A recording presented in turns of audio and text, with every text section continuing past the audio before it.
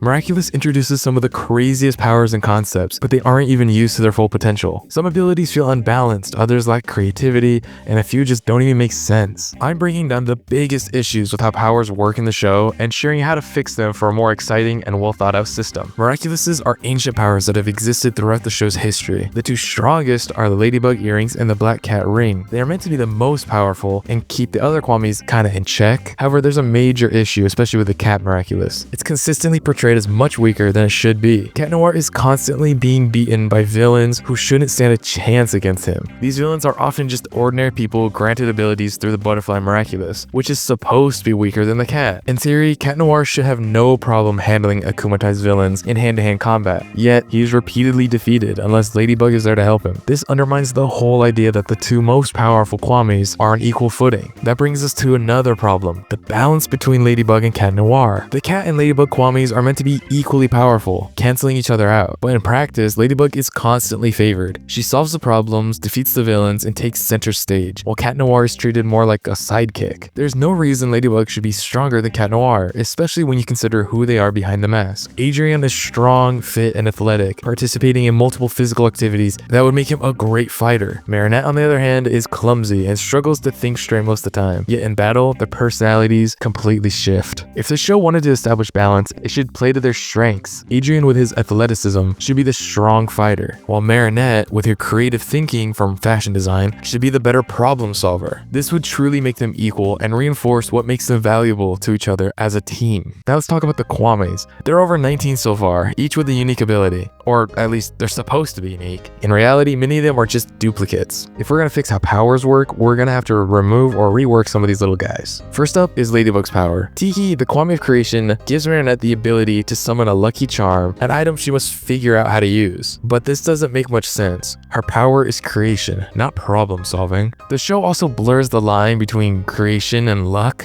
with villains often being defeated by sheer chance after a Lucky Charm is used. This makes Ladybug feel less like a strategist and more like a lucky ducky. Instead, she should have full control over what she creates, using her creativity to solve problems directly. And if you think that makes her too powerful, well, she's supposed to be. She would still have to rely on her problem-solving skills, so it wouldn't change much, just how her powers are more logical. Hawkmoth's Miraculous also needs fixing. Nuru is the Kwami of transmission and allows him to give powers to others, making him a major threat. His only limitation is that he relies on negative emotions. This is an interesting concept, but could be improved if emotions directly influence power levels. If someone was akumatized out of overwhelming happiness, their strength should increase the happier they get. This would make the Butterfly Miraculous feel less like an inherently evil power and more like an amplifier of emotions. Now let's talk about the worst Kwami, Daisy of the Pig Miraculous. Daisy's power is basically showing people their deepest desire. That's practically it, other than keeping them still for moments at a time. This is hands down the most useless ability in the entire show. It genuinely feels like the writers just wanted every one of Marinette's classmates to have a Miraculous, so they threw something random together for Rose. But it doesn't have to be useless. The Pig Miraculous is supposed to influence emotions, so instead, it should allow the holder to alter someone's emotions entirely. This would be incredibly powerful for the show. Many villains are driven by negative emotions, so the Pig Miraculous could neutralize threats by changing their feelings. Imagine how well this would pair with the Butterfly Miraculous. If Hawkmoth had both, he could manipulate emotions to create the perfect akumatized candidates. With this change, the Pig Miraculous would go from the worst to one of the best. Next, the Ox Miraculous grants immunity against the other Kwami's abilities, but this feels oddly specific. What use would it have if Hawkmoth didn't exist? Instead, it should grant complete invulnerability, allowing the wearer to survive explosions and crashing through buildings. Now, it's not just a niche power, but something genuinely useful in any situation. Speaking of redundant abilities, why are there two time travel Kwamis? One is already overpowered, why do we need two? Sass is the Snake Kwami and gives the holders the ability to rewind time for a short period, while Fluff is the Bunny Kwami and allows full time travel. Fluff is obviously stronger since it has no limitations, while Sass creates logic problems. The Second Chance lets you redo moments infinitely. How do they ever lose? The only reason Hawkmoth hasn't won with him is because the show nerfs him to make it work. To fix this, we should limit time travel. The Bunny Miraculous should allow time travel anywhere in time, but without causing paradoxes. For example, if Ladybug went back in time to stop someone from being akumatized, there would be no reason for her to go back in time in the first place, so that's a paradox. Instead, any action that actually causes a paradox should be undone as soon as they leave the time portal. This would ensure time travel is useful, but not broken. The Bunny Miraculous would then function more as a guardian of time, rather than a tool for rewriting events. Sass's ability should also be limited. Instead of infinite retries, Second Chance should only work once per transformation. That way, the holder must carefully choose when to activate it, rather than brute forcing their way to victory. Still, having 2 time travel Kwamis feels excessive, so I'd still argue that one of them should go. Which one do you think should stay? Now let's talk about Kwamis that just don't need to exist. Ziggy is the goat Kwami and allows the creation of any object, which is basically a knockoff of Ladybug's power, so get rid of it.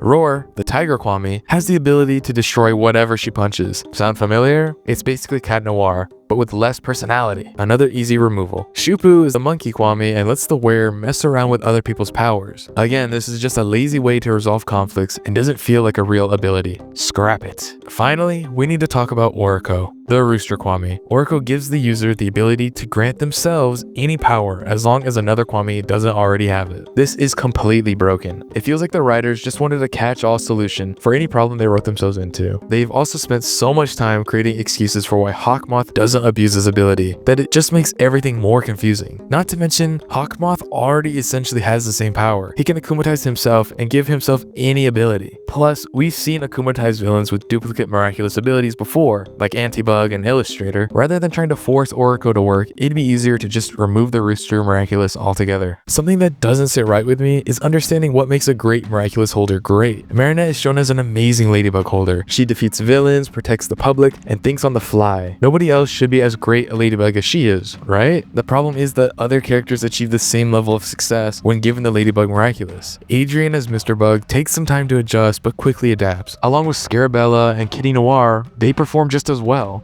Just because a character has Miraculous shouldn't mean they automatically match the skill level of every other person who's ever used it. They also shouldn't act the same way. Someone using the Ladybug Miraculous shouldn't suddenly develop Marinette's problem-solving skills. This is where the show missed a huge opportunity. Not every Kwami should work well with every holder. Instead, a Kwami's concept should resonate best with a holder who embodies that idea. Each Kwami represents a trait. Waze, the turtle, represents protection. Daisy the pig represents jubilation, and so on. A holder who naturally aligns with the Kwami's theme should have a stronger connection to their powers. For example, someone with a destructive nature should be more powerful with the Kwami of destruction. Marinette makes a great Ladybug because she's inherently creative. The show already leans into this idea with a miraculous distribution, but only on a surface level way. Kim is an athletic goofball and gets the monkey miraculous. Alia, a reporter who loves storytelling, gets the fox miraculous and the power of illusion. Instead of just matching personalities, the show should commit to making the Kwami holder connection a real source of strength. Season 6 has introduced some big changes, the biggest being the removal of the 5-minute recharge time after using a power. In Season 1, this rule added tension and structure,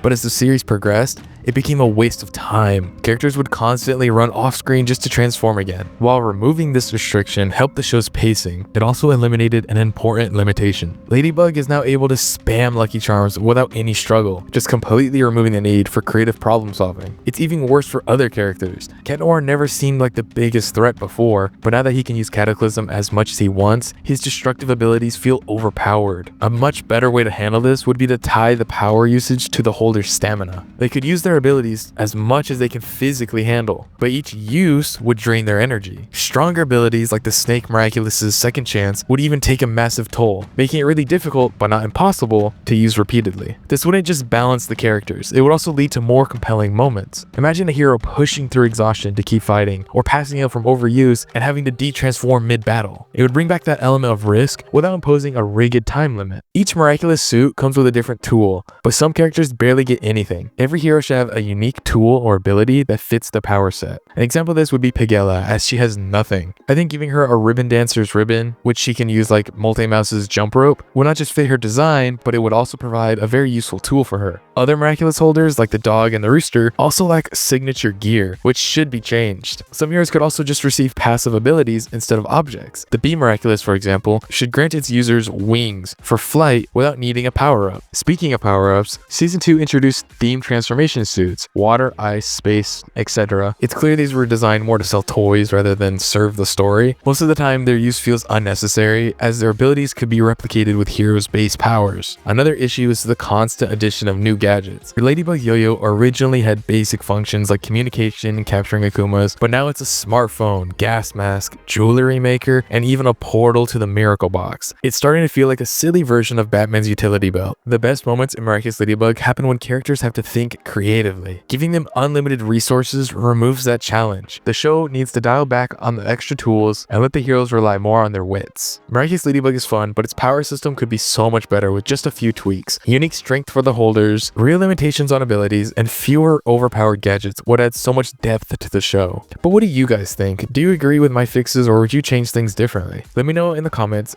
and don't forget to like and subscribe for more.